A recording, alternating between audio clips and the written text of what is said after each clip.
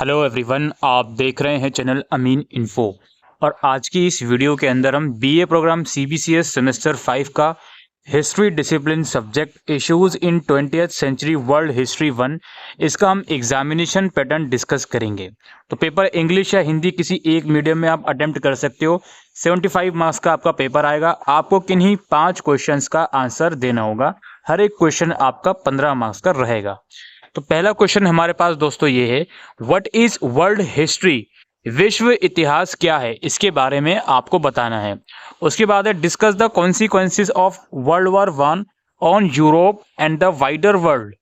Europe और व्यापक विश्व पर प्रथम विश्व युद्ध के परिणामों पर चर्चा करें, यानी कि फर्स्ट वर्ल्ड वॉर के क्या कॉन्सिक्वेंसेस यूरोप में और एंटायर वर्ल्ड में हुए थे।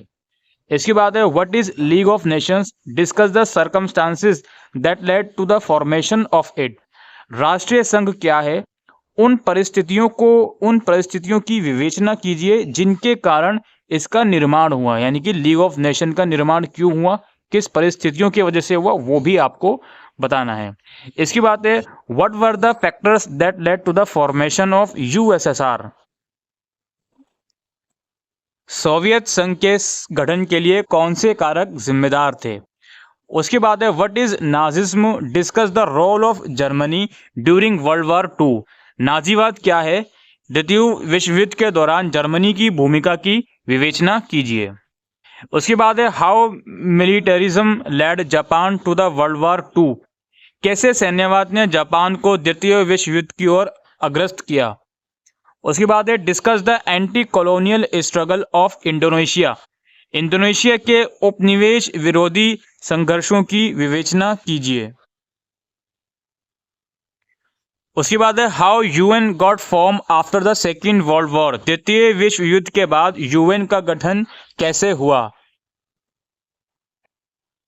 और आपका क्वेश्चन नंबर 9 है, जो कि लास्ट क्वेश्चन है। 9 में से 5 करना है आपको किन्हीं 2 के ऊपर शॉर्ट नोट लिखना है।